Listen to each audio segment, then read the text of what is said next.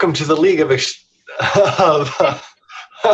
Hi, how are you? Welcome here to the League of Extraordinary Atheists for Humanism, where we attempt to apply logic and reason to religion and politics, and also do an intro. We do attempt to apply this. Yeah. Like, not I'm totally ready. Happy Friday. Happy Friday. Happy Friday. Yeah, so hi, welcome. We're here to discuss a few things tonight. A few really awesome, important topics. One, we're going to go through Martin Luther King Jr., just touch on basically his policies a little bit, because those don't really get enough discussion in the They really don't. Public They discourse. really don't. No. So we'll talk about that just a little bit. We're going to talk about AOC and her beef with the DCCC, and then we are going to do the thing. We are finally going to cover Iran. So, which is kind of cool because now we have a bird's eye view, and everything's pretty much happened. So, hopefully everything that's happened is hopefully, and it's all done. Let me just speak with confidence and act like it's all over. Come on. Yay. It's all over. Everything's fine. Fly in with a George W. Bush, like he came in with that big warship with "Mission Accomplished" written on it, even though it wasn't. But yeah, never mind. That was bad. It was bad the first time. Yeah, it was dangerous. All right. So first on the agenda is Martin Luther King Jr., a doctor. So if you missed it, Luther King Day was Monday, but we all know that. So one of the reasons I really wanted to cover him, even though we missed Monday, because we usually don't do a stream on Monday, is Martin Luther King Jr. is really one of my favorite political and just like historic figures of all time. I really, really appreciate his impact on the world, and also just the more I dig, the more I look into him, the more I listen to his speeches, the more I like him. Like, there's not really ever a case where I don't like him, or even I disagree with him. Hardly ever. Same. And you know, listening to all of those, it's hard for our 2020 minds to imagine the adversary. It's not even that. It's I don't think that we can fathom Jim Crow laws, first of all, and then to be in the middle of all that, to get arrested and in jail, right? Some of the most amazing things. Just, yeah, I think every person on this planet could learn something from him. He's an awesome human to look up to. Good choice. He was, and we know that.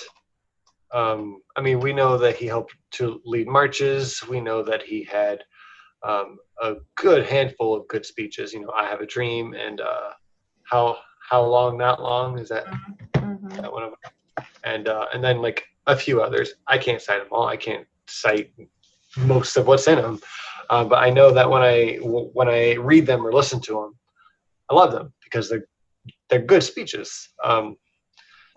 He was a very well-versed man.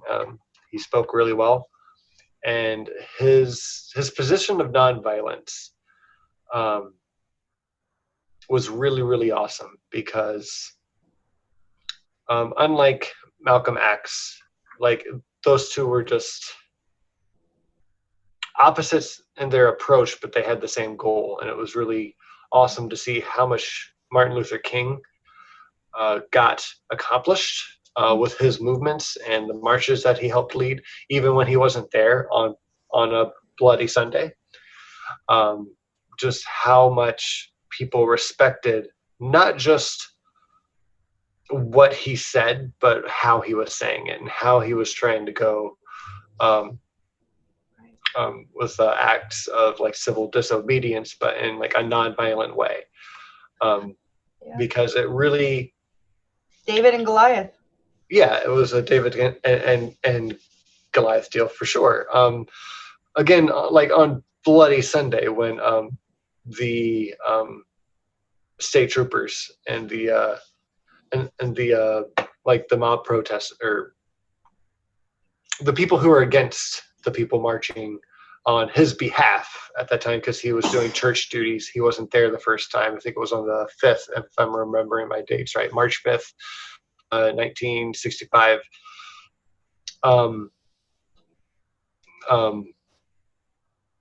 the There was conflict. People got hurt. People died. But people tried to practice the way that he wanted them to protest, to march in a nonviolent way. It was super important. And they came in on horses. huh? You know, they came in on horses. Yeah, and they used tear gas and billy clubs from a horse. Well, you're on the ground. Yeah, the footage is unbelievable. It'll turn your stomach. But I think it's important to watch it. It's important to see how those things had to happen, and it's unfortunate that they had to happen. But so many people have climbed the mountain before us, and it's important to know who they are. It is, and that was the point I was getting to. I was starting to forget it, but then you spoke, and I remembered things. This is why we're such a good team. You already know all this. I just try to say it. You're my butter, my jelly. So what was awesome about it is that the news, the media at the time was capturing all of this. There is footage. You can go and watch this. And the way that they protested caused unrest for everyone watching. Everyone was very, very, very outraged at how they were treating the people who were marching, the Black people who were marching. Well, it was all over the country. And so you have people who were ignorant as well, but just not bigoted, and they didn't live in the South. Mm-hmm. So now on their nightly news with their families sitting around, they're seeing people brutalized, beaten, skulls cracked open, blood all over the ground, dogs attacking innocent people. Yeah, they were pissed. They wanted something done. Or not done. They wanted all that. That shouldn't happen. They thought, in 50s and 60s, they thought in these more privileged areas that was behind them, and it wasn't. It was current. That's why we need to take that into context when we hear our grandmother or whoever it might be say, well, that's all behind us, because that's good. Where you're located, you're privileged to not see that. And that means that area has progressed, and that's good. But a few states this way, to the south, most likely, that is happening. So, yeah. Privileged viewpoint can leave a lot out. Yeah, I can absolutely. And again, just the way that the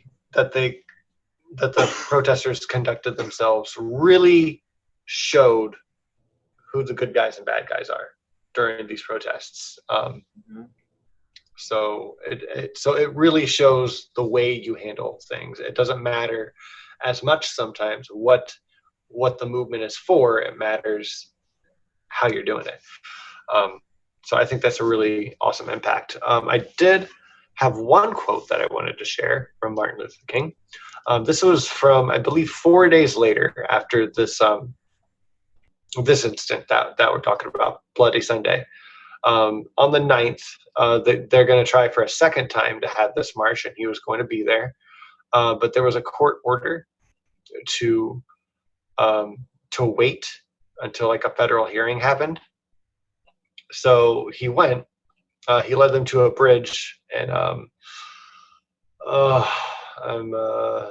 Starts with an S. I'm forgetting already. Shoot. I'm gonna kick myself as soon as I see it.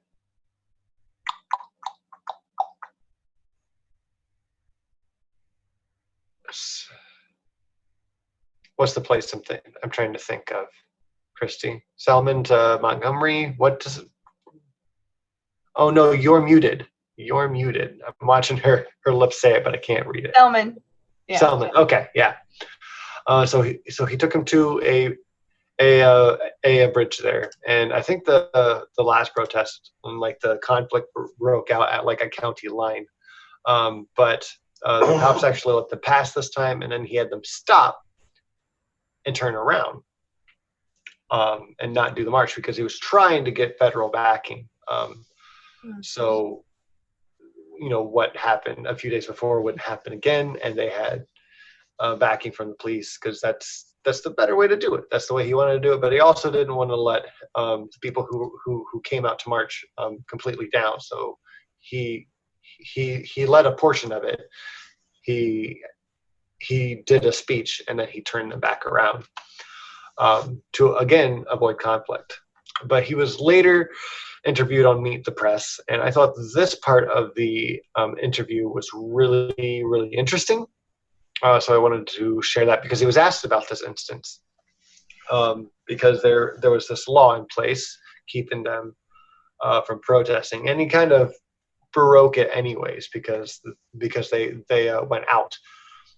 So he was asked about violating this law, this court order, and his response was there are two types of laws. One is a just law, and one is an unjust law.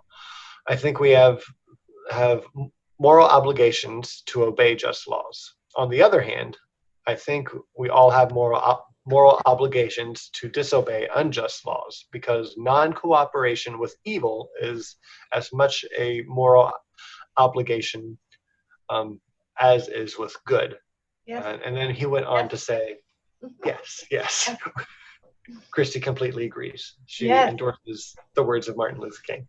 Absolutely. As well said as I thought that was, I mean, I just fully agree with it. He went on to say how when you break an unjust law, you must do it openly, you must do it lovingly and civilly, and so on and so forth. But nonviolent. Right, nonviolence, and you must be okay with going to jail and staying in jail to invoke the civil unrest, the outrage that is necessary to overturn the law.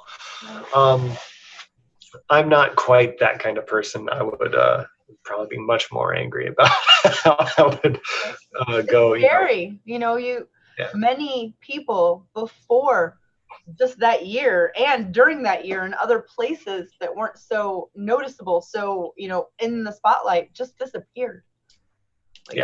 That's not wanted here. If you're going to start doing those MLK marches, your whole family is going to disappear, and they did. So it was very scary, and how brave. And it's just civil disobedience is what America is known for. I mean, humans, citizens of this country, and immigrants that weren't citizens have fought for every single right that we have. So, just because a law is the law and it's on the books doesn't mean that it's moral and that it's right. And times change. And as a society, as a civilization, we learn, hopefully, from things. And sometimes we got it wrong. And it's time to fix it. And I think that he was so spot on. Sometimes laws are unjust, and it's our moral obligation to not follow them. They're wrong. Yeah. And I did want to do just a little caveat about Malcolm X and MLK and just compare it to something. How as atheists, we always say, like, street epistemology and talking to people, and the way Talk Heathen does conversations is one way, and it's a tool, and it's so needed. But we need our Matt Dillahuntys, and we need, our Arn Ross. We need them. I think that in a much, much bigger way was the need for Malcolm and MLK, because both did we know their names still, and we should know what they've done for everyone, not just the people that look like them, for everyone, for women. And we need people attacking issues in different ways. Like we say that all the time. Mm-hmm. So it's no different here. So when I mentioned Malcolm X earlier, I don't want anyone to think that I was saying anything. I know what you're talking about. Yeah. That one speech where he was like, "Why should I?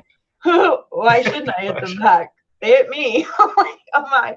I mean, I get it. That's why it was so extraordinary what MLK did. Yeah. Because he would take the beating, go to jail, lose his freedoms, and do it all over again, mm-hmm. and never hit anybody back. Right. I couldn't do it. Like I couldn't. I've seen her. That's how she literally fights. That's how I get down.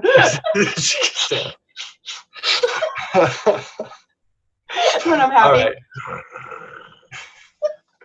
So I do want to point out in other ways where he was very consistent in his search for equality and humanism through and through.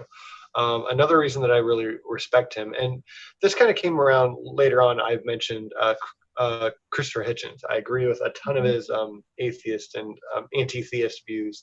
And then later on, I find out, I'm like, oh, dude is just a democratic socialist. I'm like, mm-hmm. Holy hell, that's neat. Same thing here. To quote him exactly, not Hitch, but Martin Luther King, MLK, in a 1952 letter, he said, "I imagine you already know that I am much more socialistic in my economic theory than capitalistic." He said, something is wrong with capitalism. The part I want to get to is there must be a better distribution of wealth, and maybe America must move toward a democratic socialism. Yep. So he is exactly of the same political views as we are. Do thinky things alike. Yeah. He said that he rejected traditional capitalism. He rejected communism because of its materialistic interpretation of history that denied religion, he said. I don't think communism always does that, but he didn't like the poor view of it. Ethical relativism and the political totalitarianism, which we also are not for any kind of totalitarianism, which is kind of why we're against religion in the first place. But yeah, so hi people. One of the things. Hello. Hey, Izzy. It's my mini me. And a bean. Sorry. And bean. She should know better than to get near you at all. Okay. Where we're open, and I closed the thing I was going to open. That's probably fine. Okay, so Christy, maybe you can help me with this one. I think I remember the gist of it, but Lyndon B. Johnson said something that I wanted to mention during this, because again, Martin Luther King was a very consistent humanist. So he, of course, protested the Vietnam War, and this was in '67. But since he did that, and he had got, you know, he had helped pass the voting rights, and he gained a lot of support and attention from the president, both Kennedy and Lyndon B. Johnson. So he was on good terms with them. But when he opposed the Vietnam War vehemently, do you remember what Lyndon Johnson said about him? No, I don't remember.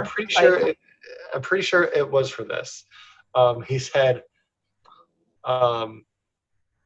something to the extent of, "What the hell? I gave this N-word everything you wanted." Oh. It's like, oh shit. So, how fast you turn on your friends? Yeah, it's like Nixon too. Nixon, all those tapes, he was. Oh yeah. Ugh. Well, that's Nixon though. Yeah. But yeah, I thought that was interesting. But no matter what kind of pushback he got from it, he opposed the Vietnam War through. I don't think he. It was wrong. Yeah, it was. We were lied into that war as well. Yeah, and he knew that. That's when we could still see what was going on during wars, when the press was still allowed to. Well, the press were allowed, but we didn't have cameras on everything, so we had to take the word from our sources, which unfortunately many times were infiltrated. Like the Intercept's in trouble for right now. They got all these, people leaked a whole bunch of documents to them, which happened to have very incriminating stuff in them. Yeah. But nobody knows where they came from, who gave them to them. Gotcha.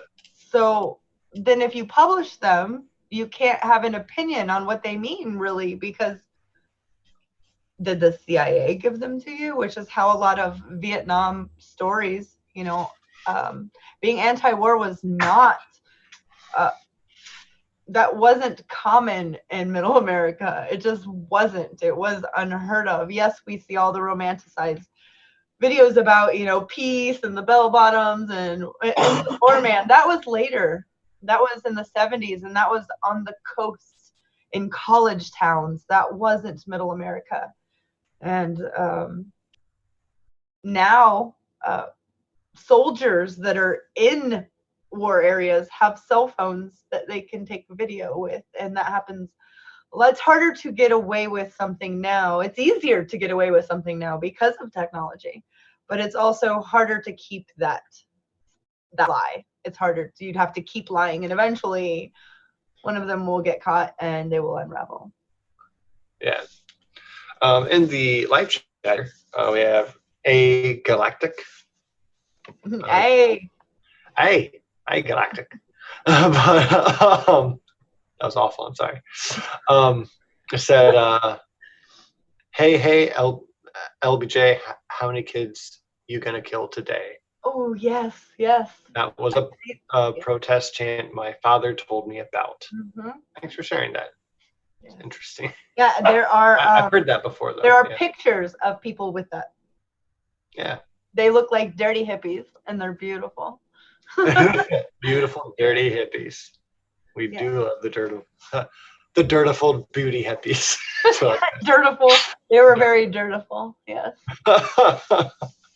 Yeah. Thanks for sharing that.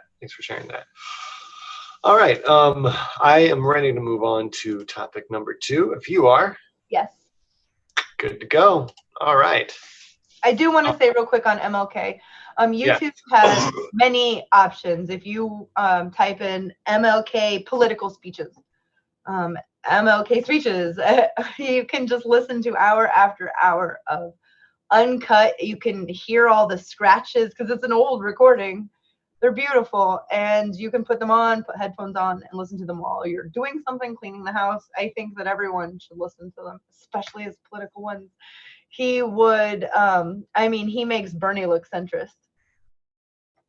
It's pretty awesome. He does, but you can also tell And for those of you who don't know, like Bernie marched with Martin Luther King. I know. So like you can tell where he got some of his ideas and where he got not just the ideas, because he did agree with him, but there's a lot there that he probably just really soaked it in there. Yeah. So, Yeah, all right. Anyway, the same since then. You know, he hasn't changed or flip flopped around. So. No, he hasn't. Well, when you're involved in something like that, yes, probably leaves an imprint. So, the next thing on the list here, AOC. We're only doing acronyms today. Acronyms. LEAH covering MLK and AOC and about a pack. All right, so there was a big kerfuffle last week about Alexandria Ocasio-Cortez not paying her party dues. What is it? $250,000 she's supposed to pay to the Democratic. It's a percentage congressional campaign committee. Of your what is it? Your annual, you know, what you get paid per year. It's like a percentage of that is expected. They feel entitled.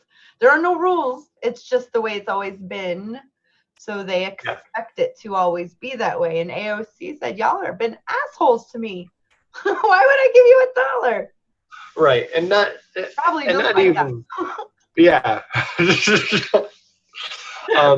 But not only like to her, yes. the DCCC has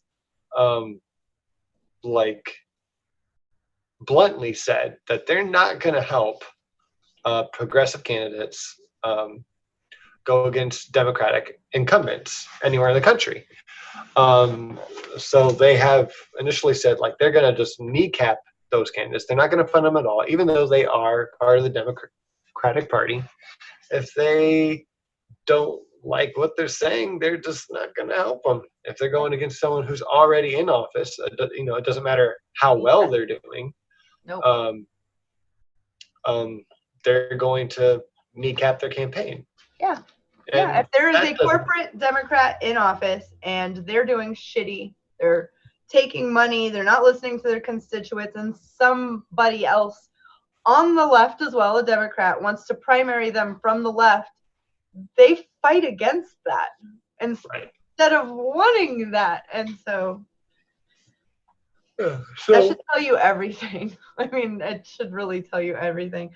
Democracy. What's the definition of a democracy? Not keeping a seat because we already have it, like status quo. Like what the hell? Oh, it's so gross. It's so gross what they've been allowed to do, what they feel entitled to get away with. It's just gross. I'm done. No, you're fine. I'll just tell you how I really feel. Why don't you? Why don't you just let us know? So yeah, the DCCC is really making it sound like AOC's withholding these dues from the Democratic Party, but the way that we see it and the way that she has really pointed out here is the DCCC, she says in a tweet, made it clear that they will blacklist any organization that helps progressive candidates like me. Yep. I can choose not to fund that kind of exclusion. Do you know why? Mob. Do you know why? Because that's not democracy. Nope. This is the Democratic Party. So it's all right. She's here to help. Mm-hmm. She's here to help. So she has decided instead of paying her dues, she's like, no worries, I got you, Democratic Party, since you don't have this democratic thing down. Mm-hmm. Today we're announcing the Courage to Change Political Action Committee, and so on and so forth. So she made her own PAC that progressives can donate to and just do the job of the DCCC, which is awesome. Yeah. It's really, really great. Fun primaries. It helps not just fund primaries. It will help kind of like get candidates ready to primary. Like, oh, you're thinking about you'd like to run? Come here and let's sit down and go through this. How do you feel about this? Let me ask you these. It provides funding to prepare candidates to primary, which is even awesome. Or if that was a word, I would totally use it like I just did. Awesome, period. Or exclamation mark. Exclamation mark. Aren't you glad I'm here to correct you? Yes. Or would you be wrong? I can grammar. Yes, I can. She can do it. Yes, she can. Say yes, we can twice. Okay. Anyways, so I think that's awesome. I think they need to do the same thing with the DNC because of what the unified campaign thing that they just did with the multiple campaigns that Bernie was a part of. Like they all had to spend like $250,000 to be part of this Yep. commercial showing that they're all unified and whatever. Which one is crazy because like the DNC cultish. Huh? Yeah, it is kind of cultish. It is. Hang with us, we're all friends. Right, because the DNC should be helping their candidates. Yes. The candidates shouldn't be helping like the party. Nailed it. Yeah. It's strange, right? But the DNC can't help any of the Democratic candidates. Do you want to tell them why, Christy? They're bought and paid for? They're bought, but they don't have any money because they're not raising any money. That's right. They're way more than a little bit funded and projected to be. Like when they got their paperwork in, it said, if this keeps going on, you're going to be in trouble. You're underfunded. Yeah, they're severely. I mean, underfunded is the nice way to put it. Right. But well, I think that a lot of people are paying attention, and if they're seeing that their donations go into the DCCC, and then they're seeing the DCCC kind of just blacklist candidates that the people who made the donations, the people, not the corporations, the people who made donations are, well, I don't want my money to go to that.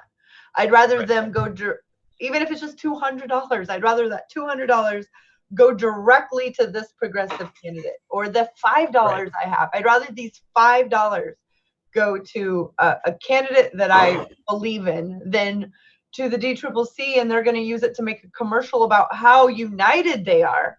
Yeah, which is bullshit. Everyone knows it's a lie anyways. Yeah, if you have to make a commercial like that, it's like an airline company after a big a big failure and lives lost. They make commercials about how cutting edge and up to date they are. It's like, yeah, it's pretty goofy. Yeah, so I think the whole thing's pretty awesome that AOC made this new pack, Courage to Change.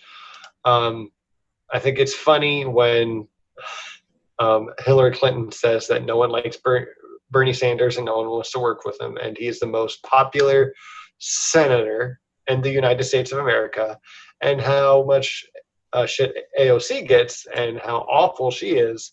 And it's pretty safe to say she's the most popular congressperson in the United States of America right now. So I think it's awesome. I think they're doing the right thing and they should just keep it up. So that's all I have on it. Yeah, I really love that when they've never stopped messing with AOC. If someone in the press comes up to her with their microphone and so-and-so said this about you, what do you think? And she's like, okay, so we're here about this policy today, and I want to tell you who signed on and what it's for and how it will help people. That's what I like. Just ignores the bullshit half the time. Just like yeah, it's good. We should have more of that, and yes. So, all right. Well, are you ready for the big one? I am. All right. Baby. I'm going to go grab a drink while you get started. So, everyone, the moment we've all been waiting for. I ran. Silly goose monkey. Goose monkey? I've never been called that one. Yeah, you are a silly goose monkey with a hat. The hat's missing. You lied. I can just see Ollie being like, I am not. I am really not. Thinking about it. Like, I'm not any of those things. None of those things. And I'm not wearing a hat. I love him. Yeah. Yeah. I think he's okay. All right, go on. Okay. All you. All right. Oh, I do like that we've had a couple weeks to kind of watch, for all the facts to kind of fall to the floor and be able to shuffle through them and find out which ones actually hold water, which I think is always smart to do. And in my opinion, I'll start with an opinion.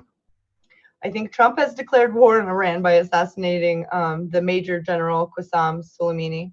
Soleimani? One of those. Hopefully I don't butcher the name. Soleimani. One of those. He was a state actor, which I spent some time looking up international laws, and even our own war laws, our laws under wartime, that you can't assassinate a state actor, especially on a third country's soil. So I thought it's like watching a movie where you're like, oh, the bad guys are doing all these things, they're totally wrong, but then they get away with it. It's just frustrating because I don't think that we're the bad guys, but I want to say that those actions are bad actions. And so maybe it's the indoctrination that I received that I will just, that like America, it's hard sometimes to battle with that in my head, reading the things, fact checking them being factual, and having to put it together with the things that I was told were true has been really hard still to this day. So knowing that all of these things are illegal and war crimes really fucking sucks. It just makes me mad. No, that's what I want to scream. No, this is assassination. Go ahead. Real quick, just on that. I know you haven't even gotten started yet, and I already have things to say. Mm-hmm. Hold on, let me take a drink. I'm sorry. Just the idea of war crimes, bothers me alone, because, I get wars happen, right? Conflicts happen. People go into battle. They die for things that they believe in, for their country, for whatever. It happens. But the fact that there is a legal way to fight a they and kill people, there is a legal agreed upon way, right, to fight and kill people.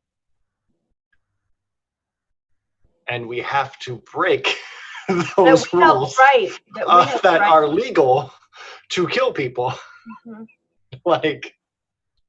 How messed up can humanity be? Yeah, just looking from a bird's eye view. It's hold on, we're giving you legal ways to kill people, but you can't this. Okay. Yeah. I just I get maybe that's not how you win, or that's not how you completely decimate and piss on a grave, but it's just the thought of it. It is.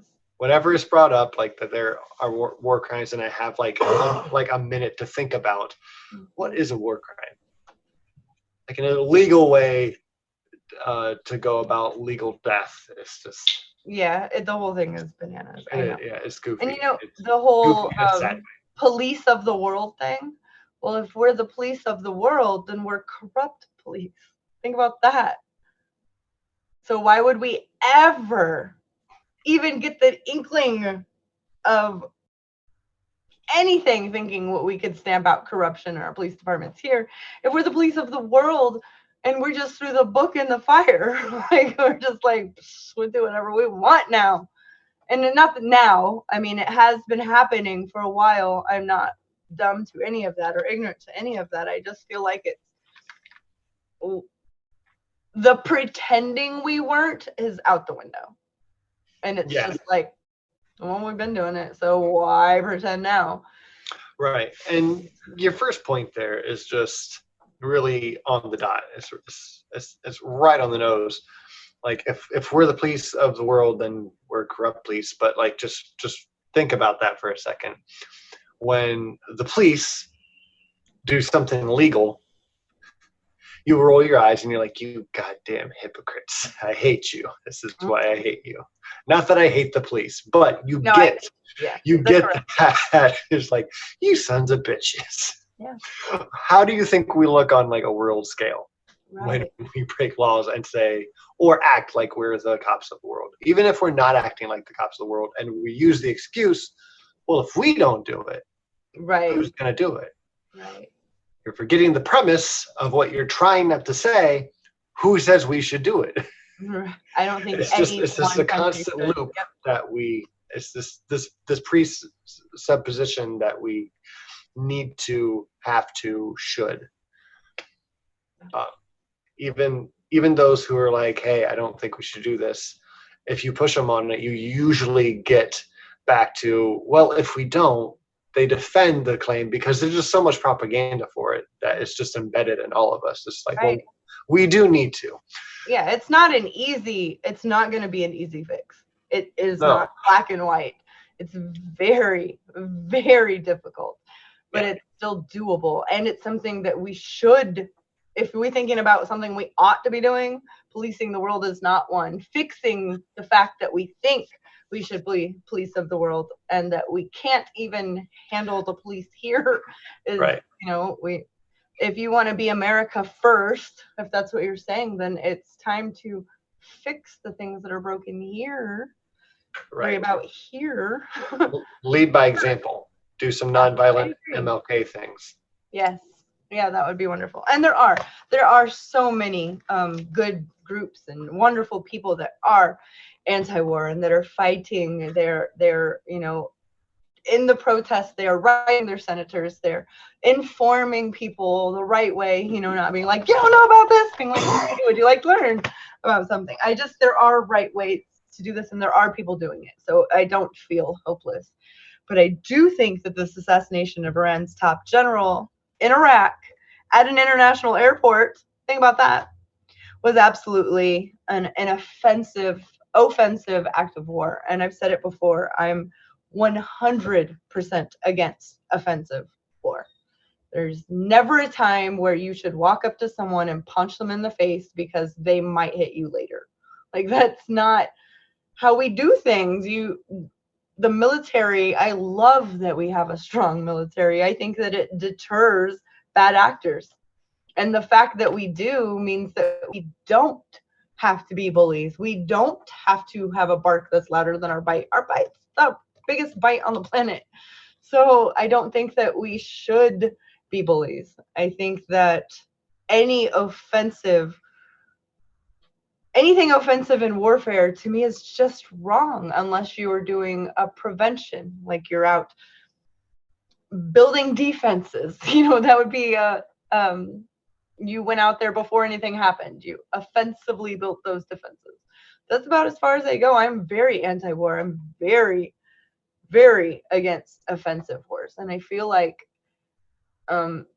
any human that sits down and thinks, when was the last time the United States of America was physically like we were threatened? Hey, we have a missile aimed right at you and we're about to bomb you.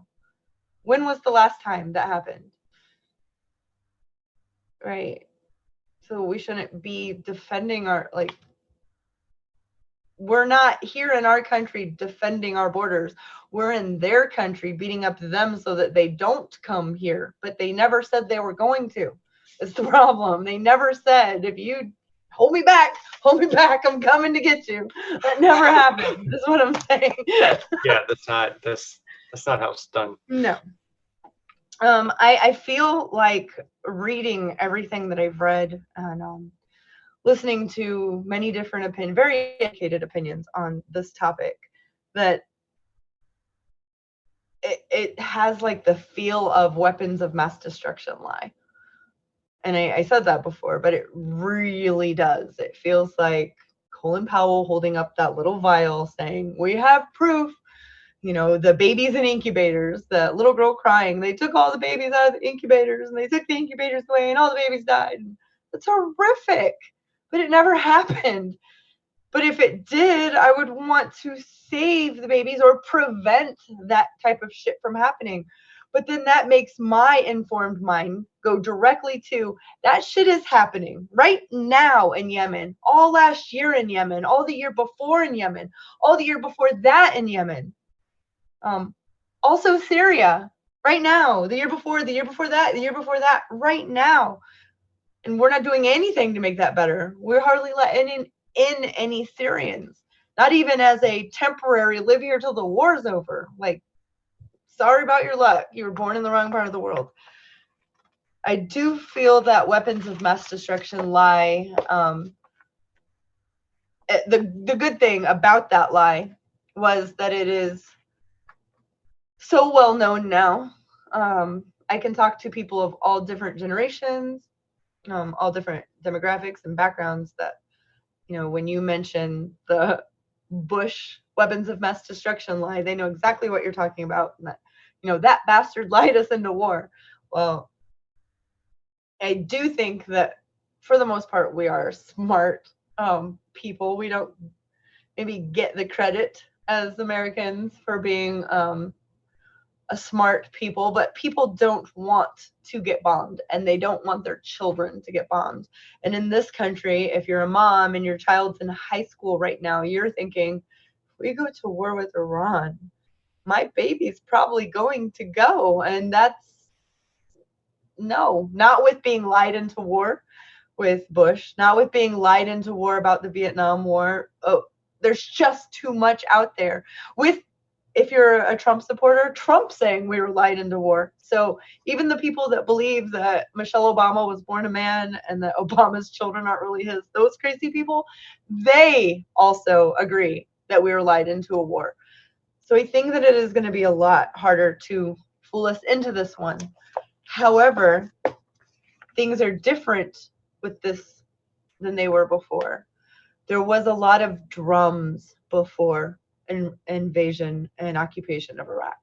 There were a lot of trying to win hearts and minds in America, trying to make people, you know, we have to go in there. 9/11 happened and we have to, you know, revenge our people, which for Americans, that's, yeah, like, yeah, you can't just come in here and kill a whole thousands and thousands of people.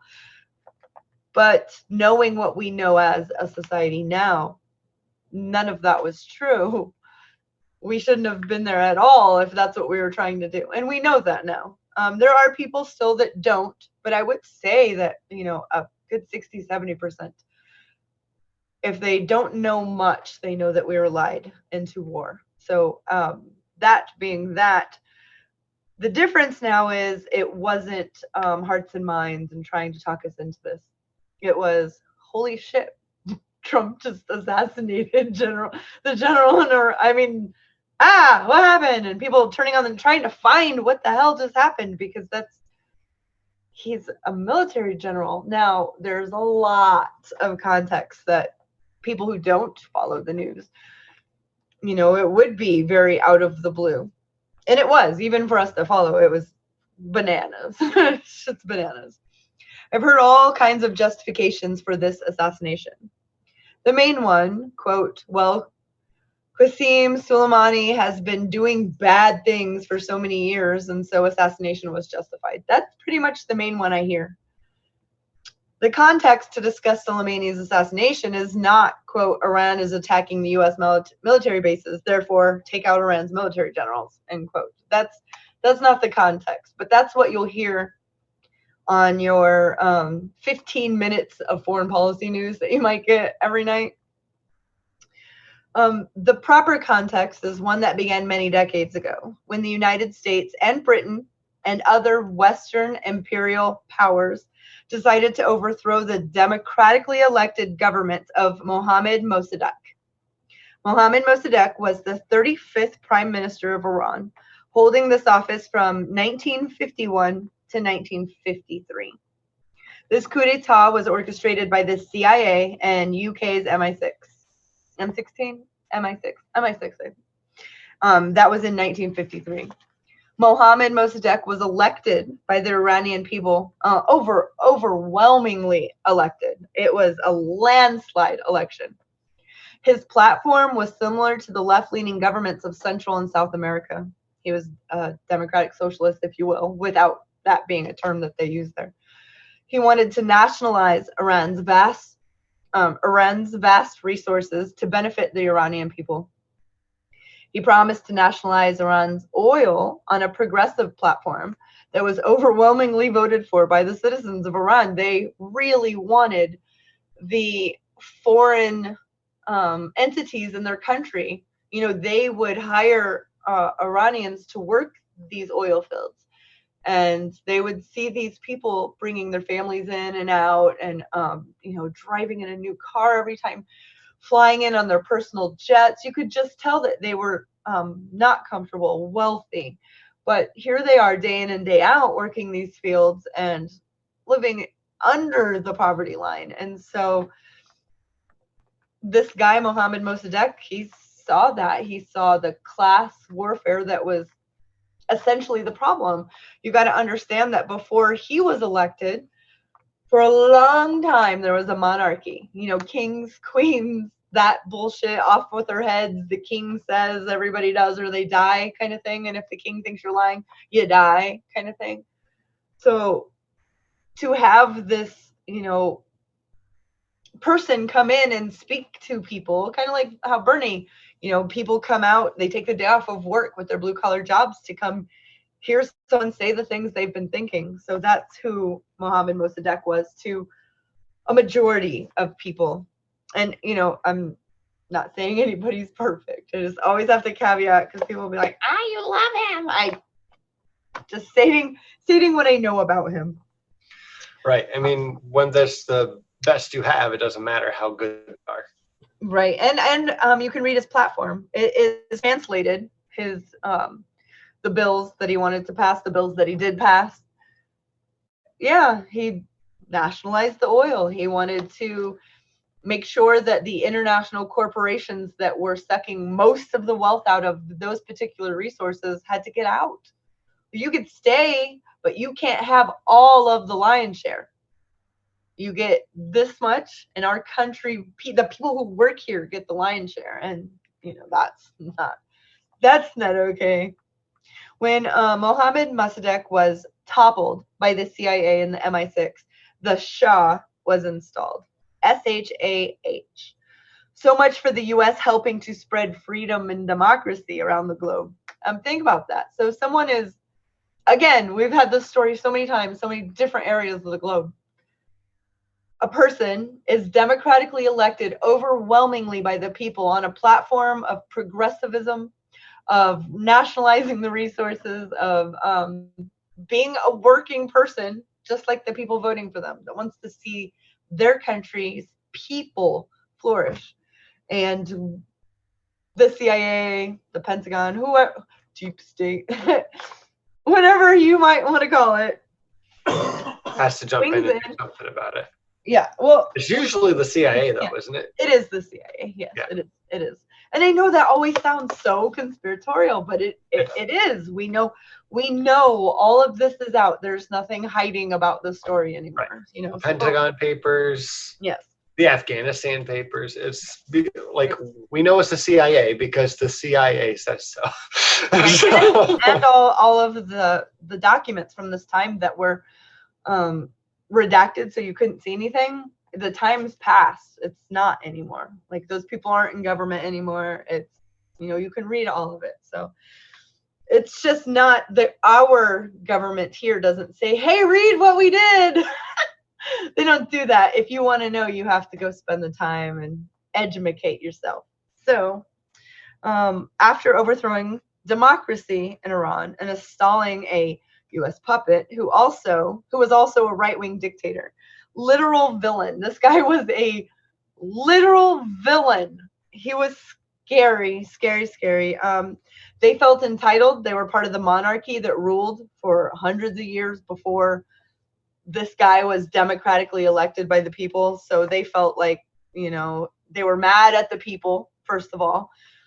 Here's this guy who thinks he's the king, or they're a royal blood in them, and they need to be ruling, and the people disobeyed them, so they had that against them. It's just a villain, like a storybook villain, only for adults. Really bad. For a brutal 26 years, he ruled.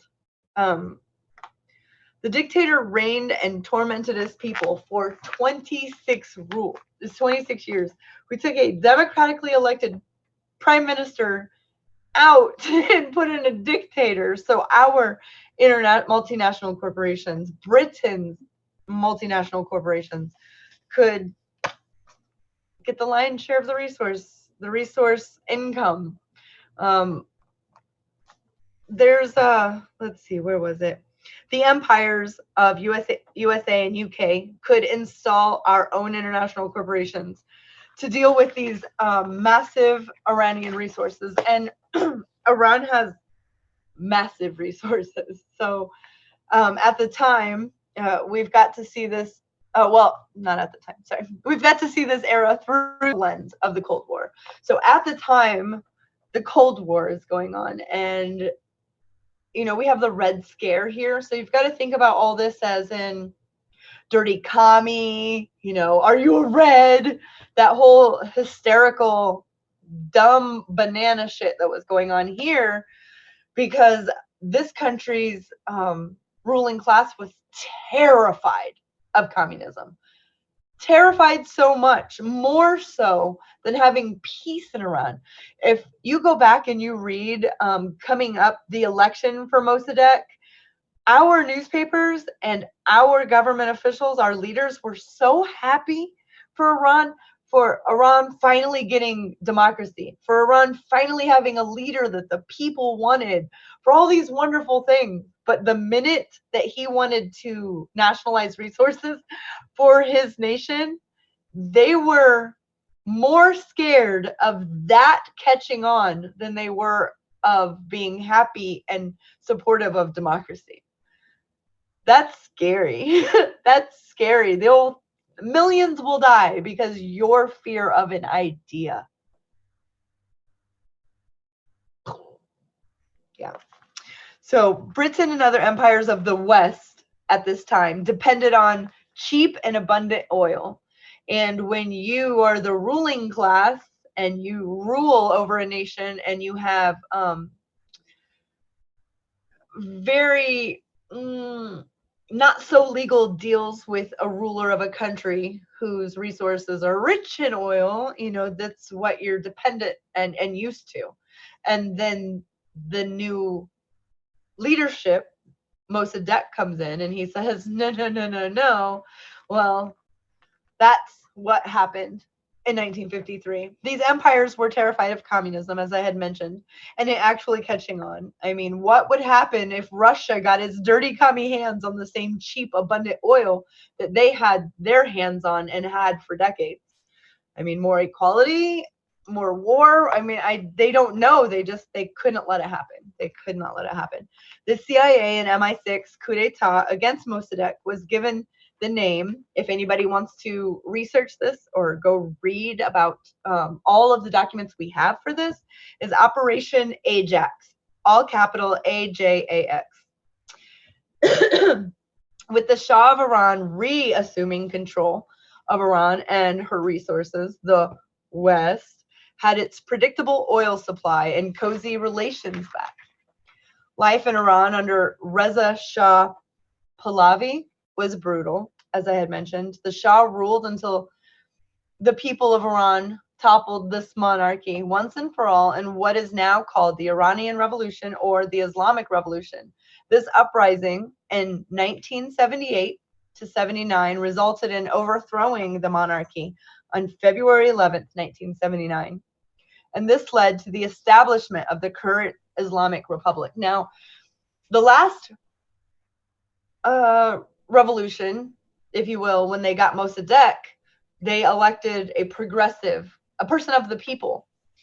But you got to understand, through a lens of a monarchy, these people were ruled like Saudi Arabia is a monarchy. The only place they could really congregate and talk was in their mosques. That was it.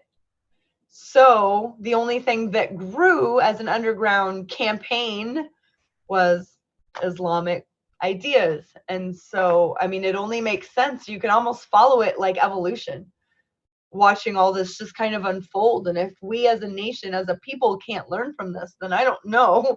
We should not have done any of that. Because Mossadegh, think about where we could be if a Bernie Sanders was president, or someone with, doesn't even have to be him, just someone who is a person of the people and wants to see their people flourish, is not corrupt, leading in these countries with massive amounts of resources. I think the world would be so much different. USA's dirty work in the region, in the whole region. CIA handed Iraq Saddam Hussein documents that had supposed communists inside Iraq. So while Saddam Hussein had this murderous campaign against Iran, and they were in an 8-year war, we would leak to them or have intelligence, these guys are supposed communists. But that's what was happening here in the States. We had the Red Scare where the teachers were communists, the doctors were communists, your dog was the communist, the mailman's a communist. Don't open your mail, it's commie mail. But it was bad. So we got all those people killed by just putting their name on there. Same game Thanks, plan McCarthy. in Iraq. I said, thanks, McCarthy. Right. Yeah. God, what a dick. And what a bunch of asshats for following him. God. So the same game plan in Iraq was to overthrow any left-leaning governments that want to nationalize resources. That's our same game plan in Central America. That's our same game plan in South America, in Asia. That's our game plan everywhere. I think that one thing that I've learned over the past few years and has just solidified reading up on the story was how utterly fearful the ruling class in the US is of an idea. I mean, they're terrified of the people coming together under an idea of humanism, of caring for one another and everybody having what they need. They're terrified of that. And they will kill it. Yeah, they will kill, they will spread propaganda. It's just the same story over and over again in this country, in that country.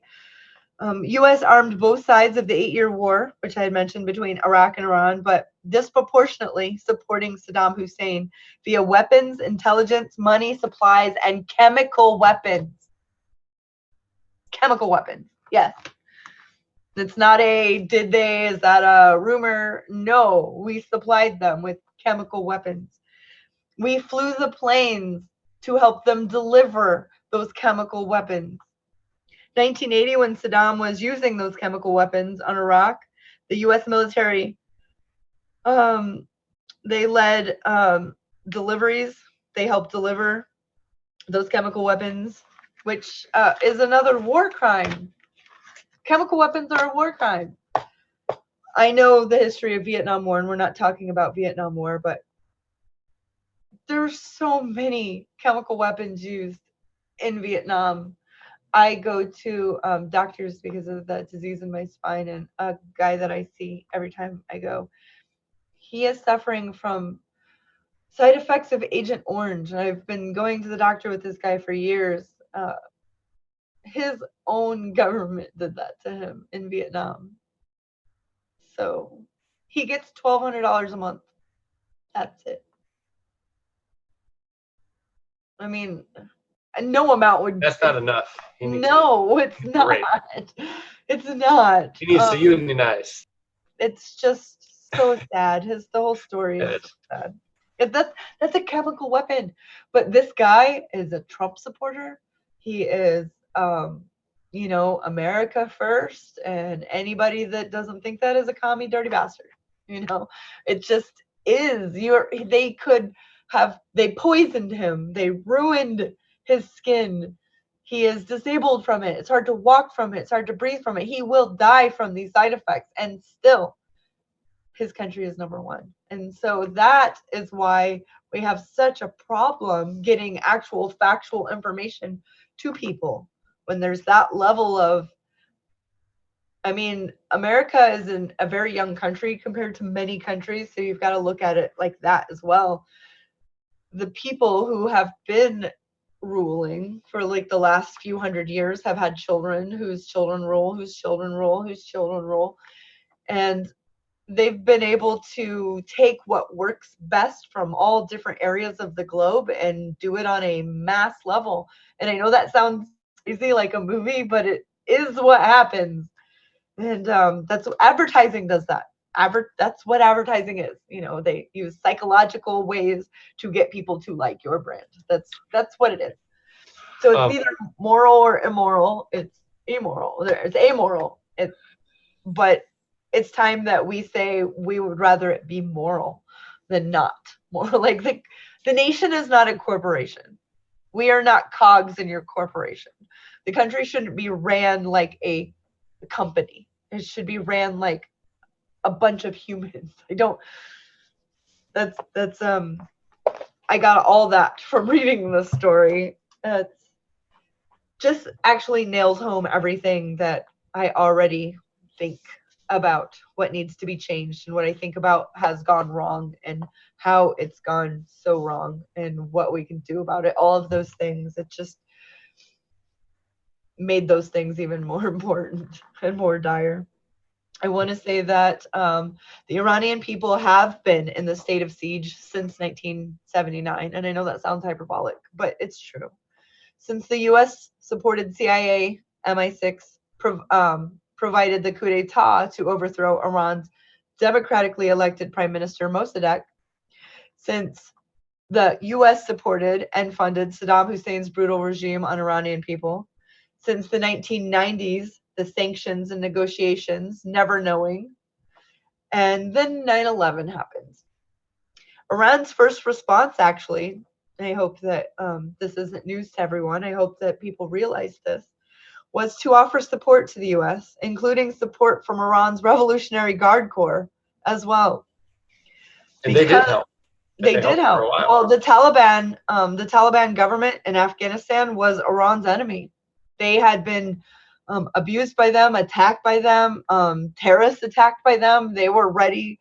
They said, see, do you want our help? Like, we're so sorry. Let me show you how we can help you, and I feel like diplomacy failed. When war happens, diplomacy has failed.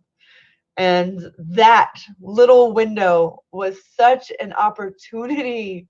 It really was. And we cannot change that, what has been done, all the cruel things that have been done. We cannot today change that we overthrew a democratically elected government.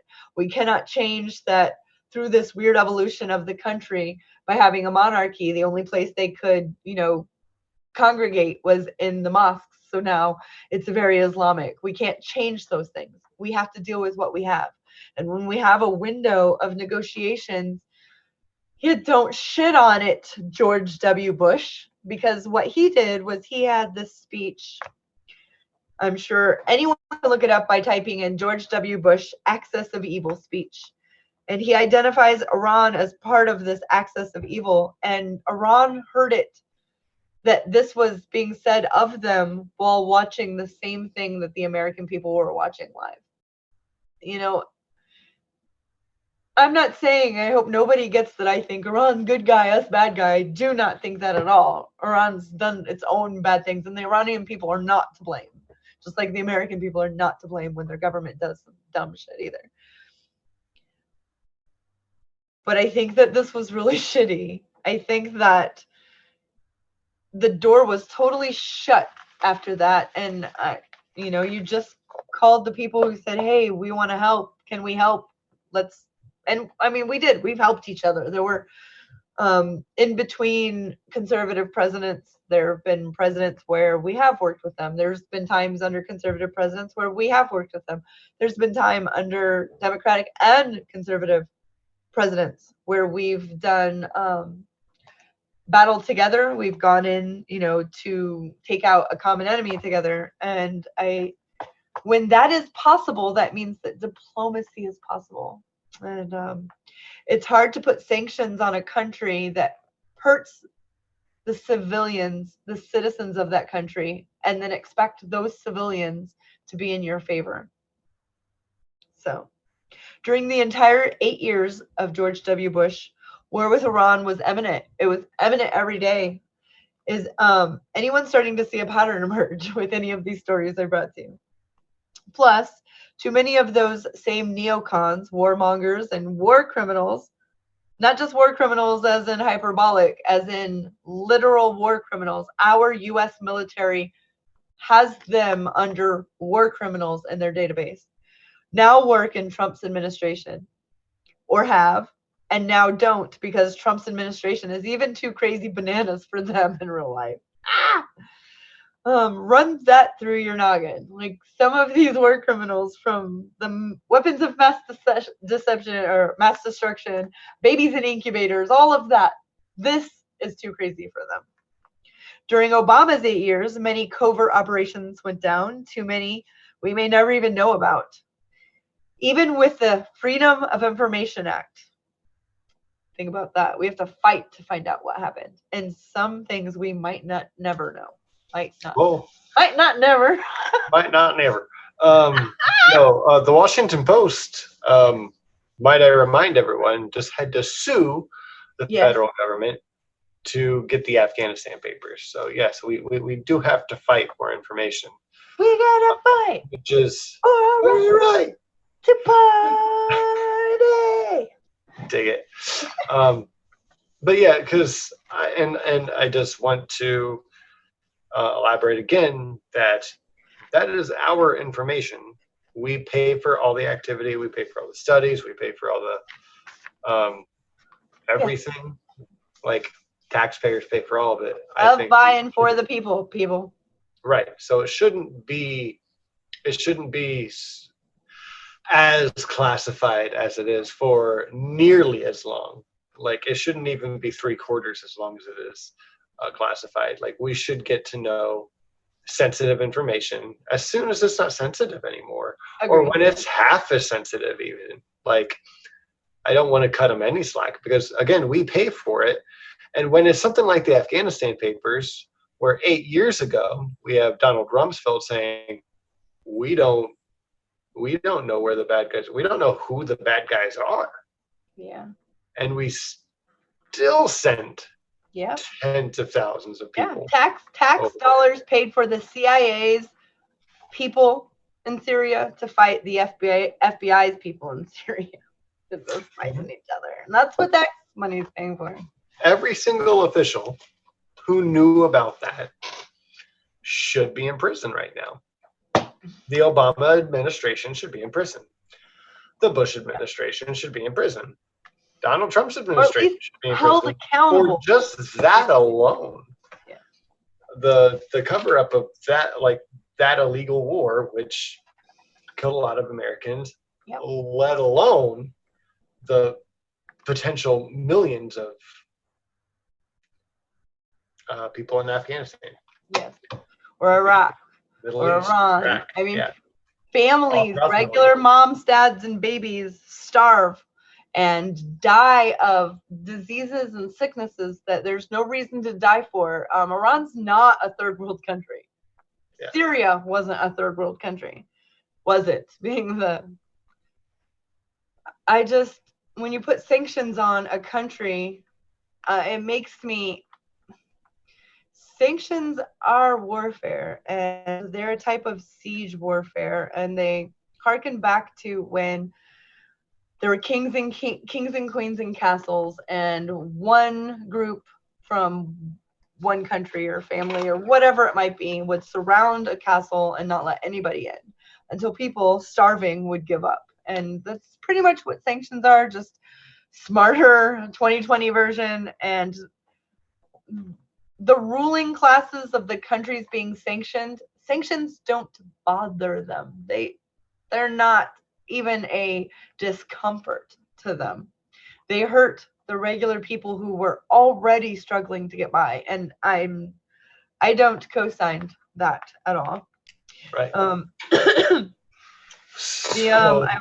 During the Obama years, the Iranian nuclear scientists were being taken out, aka assassinated, and we know that the Iran-Obama deal was about as good as it gets during the same time. So think about that. We can have,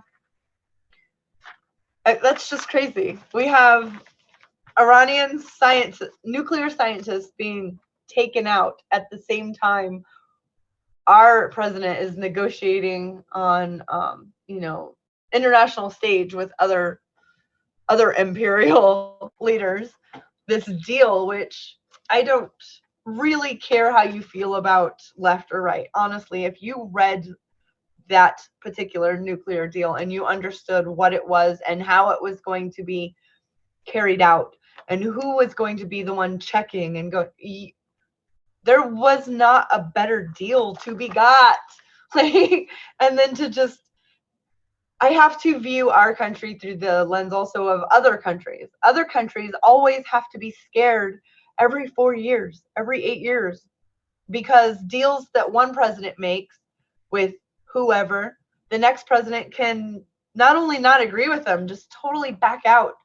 And that's scary for other countries when the country that's doing this type of behavior is the most powerful military on the planet. And we rule with that might. I wish that we didn't. I don't think that we have to when we have that might. Mac can always say with great power comes great responsibility, but it really does. It really does. I know a good guy who says that. So who says that? Excelsior. All right. So to try to speed things up a little bit here, to try to streamline it, are we to Soleimani? Is there a little more in between here? I'm sorry? Is there a little bit between what drone strikes on nuclear scientists and Soleimani? I don't understand the question. Sorry. Do you have any more before we get to the current or the last month of events? No, not much. If anything you have. Not too much more. Okay. Even during Obama's 8 years, there have been war hawks on both sides, so it's not a left or right thing. I think that you'll find if you go through voting records for any type of war behavior, sanctions, anything like that, you're going to find both sides co-sign this behavior. The military-industrial complex would love a regime change situation in Iran.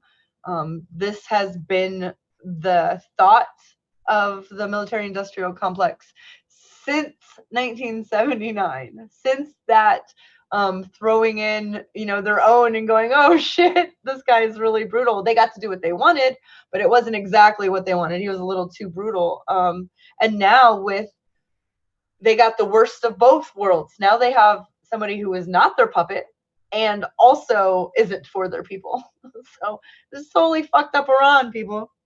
I think that our current president right now tweets war crimes. Yes, he's an idiot, and I don't think that he thinks before.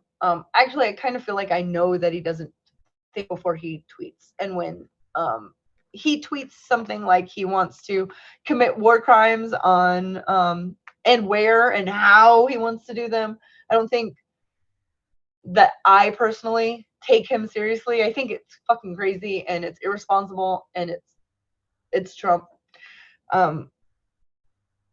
But it's still happening. Like, I know that sounds maybe like I'm not taking it seriously, but it's hard to take him seriously. I don't feel like he even knew, honestly, that was a war crime.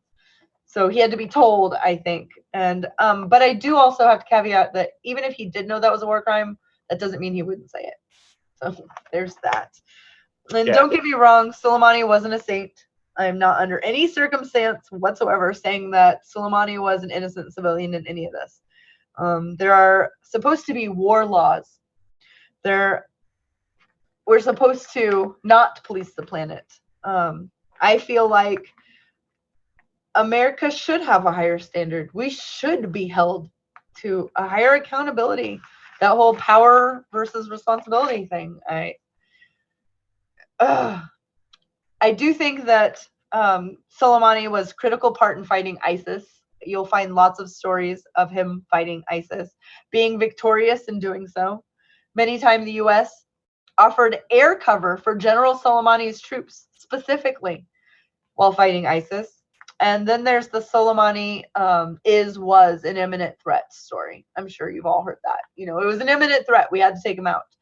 But that story has been put out by every corporate shill. I've heard it, from left to right, and on TV or podcast, the news, it doesn't matter. Why then was Soleimani's name added to the kill list 7 months before his assassination?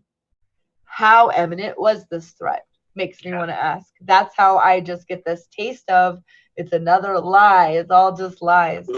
That's one of the biggest things right there is that imminent threat. Okay, where?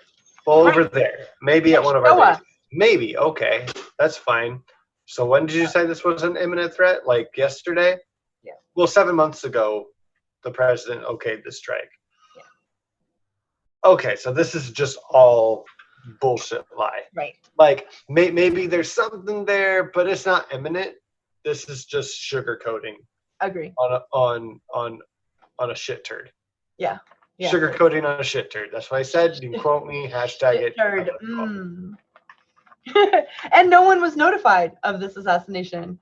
No one was notified. Neither leadership, House or Senate, was notified. The Gang of Eight, who are supposed to be notified before, hey, we're thinking about doing this kind of thing. No one was warned that the United States was going to be assassinating a foreign military official on a third country's soil. But a few guests were actually informed at Mar-a-Lago. So there's that. Benjamin Netanyahu was informed as well and was bragging to people. Not Speaker of the House, not Senate leadership, not Gang of Eight, but Israel's president, because this Saudi whole Arabia fiasco. was also told, right? Who? Saudi Arabia? Oh, I'm sure. I didn't find any proof of that. But yeah, I don't know why they wouldn't be.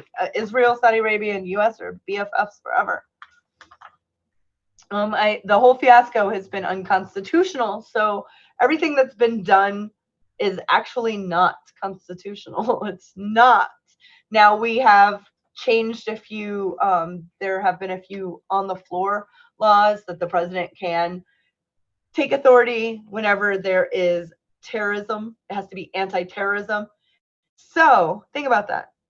In order to make this act of assassination legal, remember a couple months back when the Trump administration put it down on paper that from now on, Iran's Revolutionary Corps was a terrorist organization. You remember that? I think that happened. It's all legal. Yeah, that's that was August, wasn't it? I think I heard it was June, but I'm pretty sure we covered it in August. We did cover it because I just thought, how can you, as a leader of a country, say that the military general of another country is a whole terrorist, and then his organization is a whole terrorist organization? Because they didn't even attack us for that. They were just ramping up discourse. They were getting ready. Yeah, they were just sending mean tweets to each other. Yes, they were. I can't take this. They're terrorists. I'm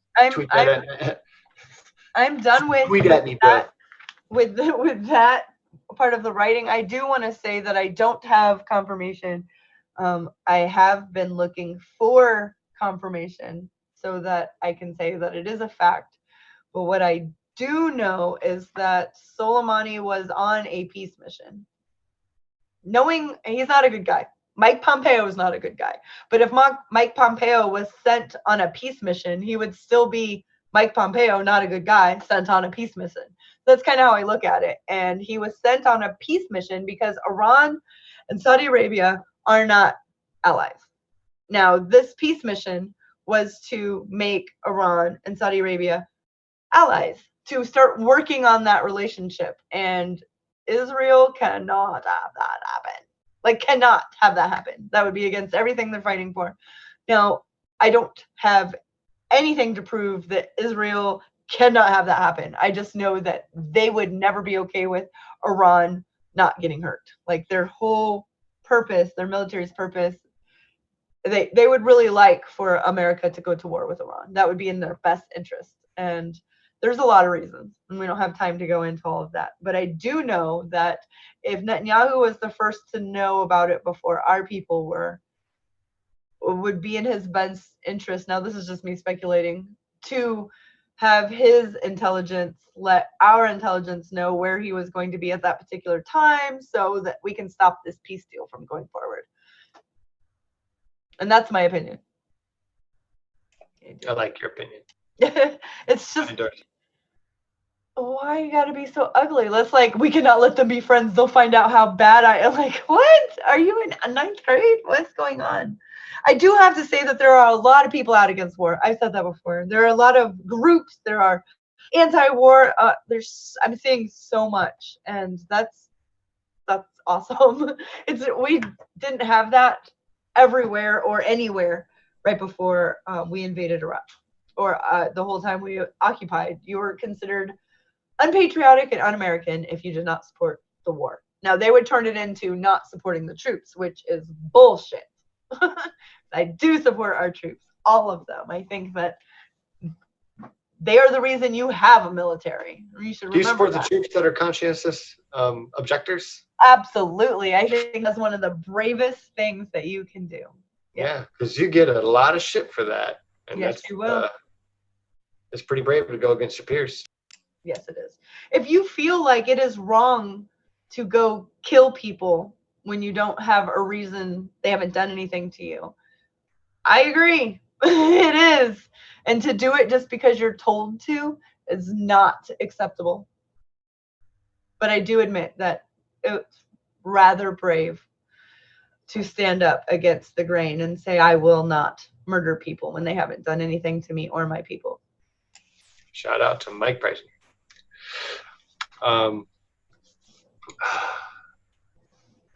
Yeah, I don't have anything more to add there.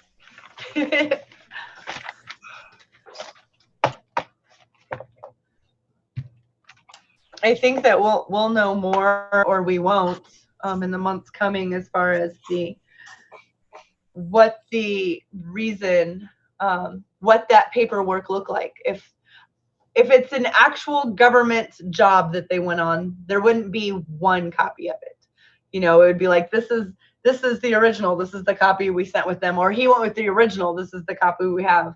And I would be curious to know what Soleimani was bringing to the guy in Iraq airport to talk peace talks. I would be curious. And if you're against peace, you're shitty. You're just a meanie head. Why? Or how about if you're not for peace and you're gung-ho on war, then you go fight it. Yeah, they should. The people who make the decisions to go fight a war, you and your family should go first, right? Now, I don't necessarily want you to, right? Of course. But if you wouldn't, think it. So. How about Ghirardelli dark chocolate mints are so good, and they don't pay me money to say that. They're really good. That reminds me of my Peace Tea commercial.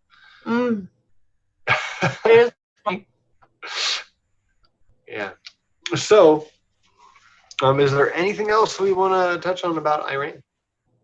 Do we want to touch Iran anywhere else? Smitty, senators should go fight wars. Ah! It's funny. They should. Some of them have, so I'm not talking about them. No, I think a lot of the bluster from the initial Iran has kind of settled. I don't think that, if midnight was like, we're going to war, I don't think we're back to like 10 o'clock. I think we're still at 11:30. We don't know. Trump's unpredictable.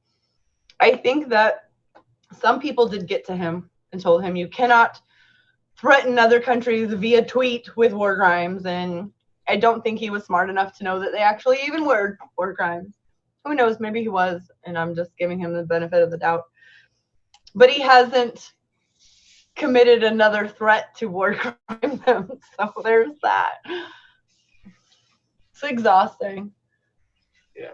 Yeah. And put everybody in their own corners, and then you're going to write, I will be a nice country. 200 times. Yep. Yeah. So, all right. I'm trying to think if there's anything else I wanted to add to this, because we did briefly cover some of Iran over the last few weeks. Yes. Are there any more cliff notes? General Soleimani, like, I want to make sure that we point out and use the term that he was a war hero to the citizens over in. And he liberated entire areas from ISIS. Like, people had to flee their homes and were able to go home because of him. Yeah. He was a real national hero. And it is much, much, much more accurate to depict him that way than the world's most dangerous terrorist. That is a gross misrepresentation. When I first heard that, I didn't even know who it was. I knew that they were being ramped up allegations, basically, of Iran over the last few months, and then I heard Trump say that he was the most dangerous terrorist in the world, and I paused it, got angry, teary-eyed, and just oh, fuck this bullshit. Just started typing aggressively to Anat. I'm like, damn it, we gotta cover this tonight. Don't want to cover this because I'm not ready.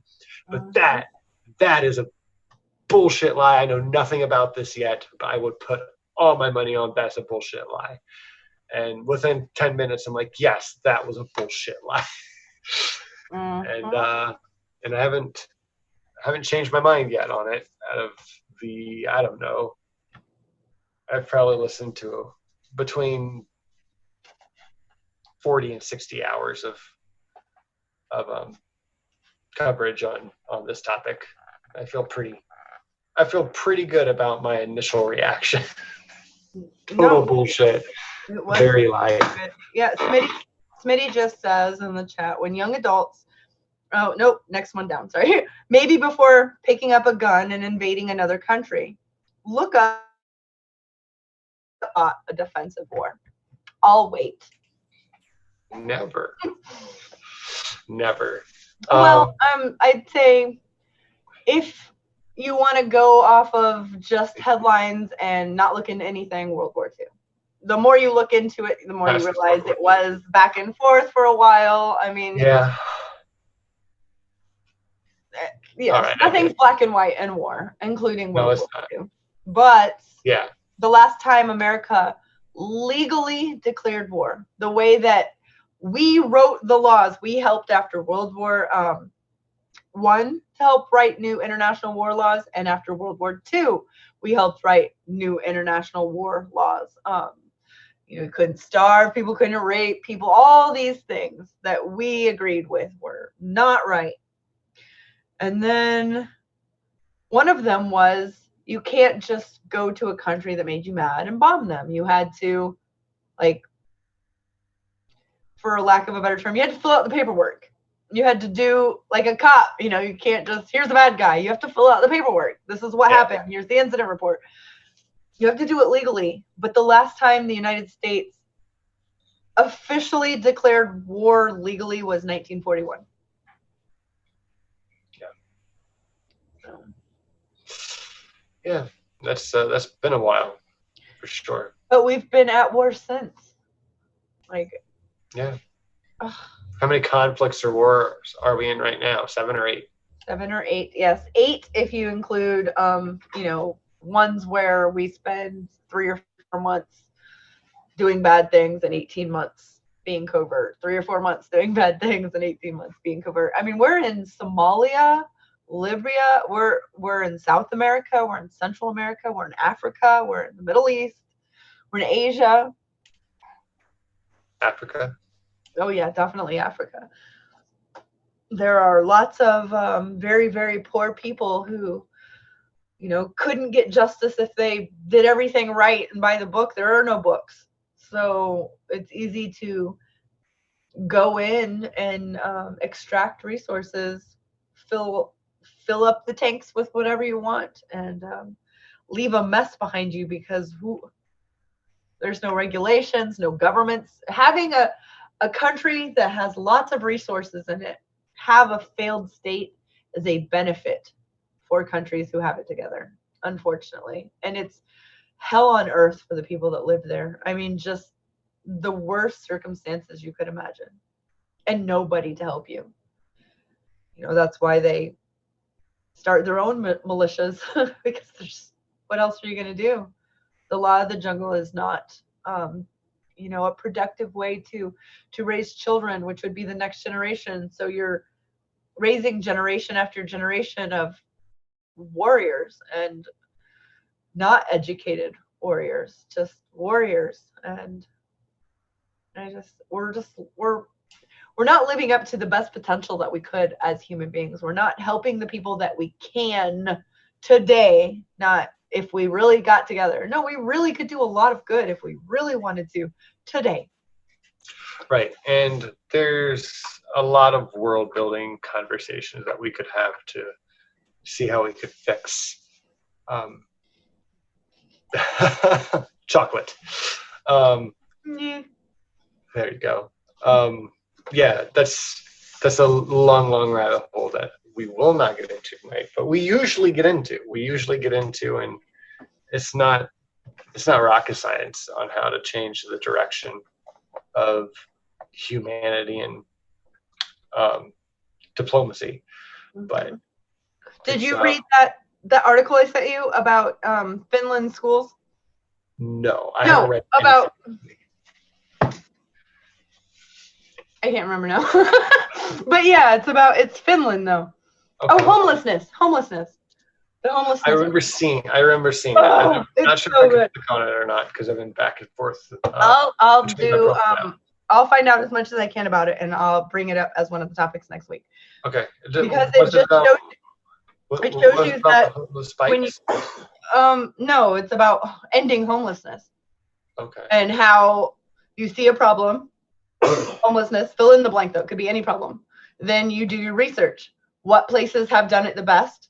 You get a whole bunch of data. You find out what doesn't work, and you stop doing that yesterday. It didn't work. There's no reason to do it. And you start doing other things. And if they don't work, you stop doing it. And if they do work, you start doing that and better. Okay. And then guess what? You have no homelessness. It's very simple. Homeless people need what? A home. Right. So, like in LA, there are 4 empty houses for every homeless family. I understand the other argument to that. Not enough. Well, they didn't pay for it. Someone has to pay for it. That's free. I understand that. But if they've been sitting empty for 3 and 4 years, you have nothing to lose by putting them in there and getting rent every month. Nothing. Yeah, not a big deal. And you have nothing to lose. So I've listened to probably too much Joe Rogan the last few days. The first one I listened to was Robert Downey Jr. I was going to send that to you just because it was really interesting. It was different from stuff we usually listen to, but it was pretty cool to listen to that interview. The second one was just morally inept. It was Bill Maher. It was just like garbage. I think I finished it, but it took a lot to finish it because it was just it was mostly boring, and then like when they got to like anything kind of substantive, I'm just like, wow, Cringy. yeah, it's just like, Bill Maher, you're the worst. Just stop, just stop. The third one though was Jimmy Dore, and I'm like 2/3 through it. So he was back on, and one of the things that he had mentioned about a quarter of the way through is that $20 billion would end homelessness. $20 billion a year. But remember, we're spending what, almost $1 trillion a year on our military budget right now. You just decrease that by, I don't know, 10%. You have enough for free college and ending homelessness. Um, just move those numbers over to a different department. We don't even have to cut funding for the government. We just need to reallocate funds and still have the largest military. It's absolutely insane. We can pay for it. You just said we have what, 4 empty houses for every homeless family in the city of East LA. Yes. Okay. That was a micro. Yeah. Okay. So, but that's just an example though. Still, $20 billion a year for the richest country on earth. We can do that. What do you mean we can't do that? We can do that. We just obviously can. It's just we lack the will and the drive and the pressure that we need to put on right people to make it happen. We have a lot of people, unfortunately, in our government at all different levels, local as well, especially here in Tampa, where very Betsy DeVos ish. Ooh. Yeah, just kind of like say her name here. Yeah, no.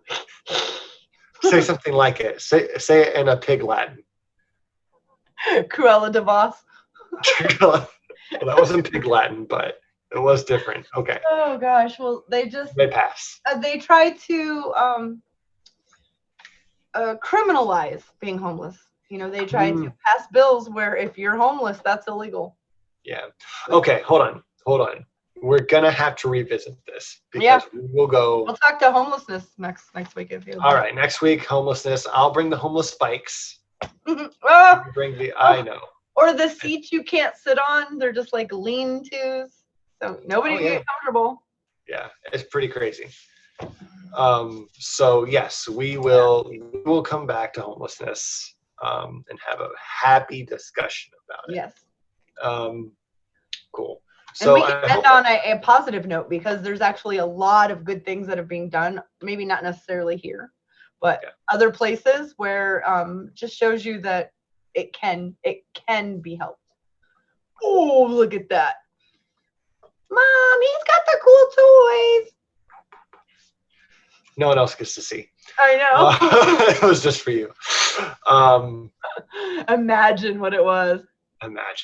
Just imagine.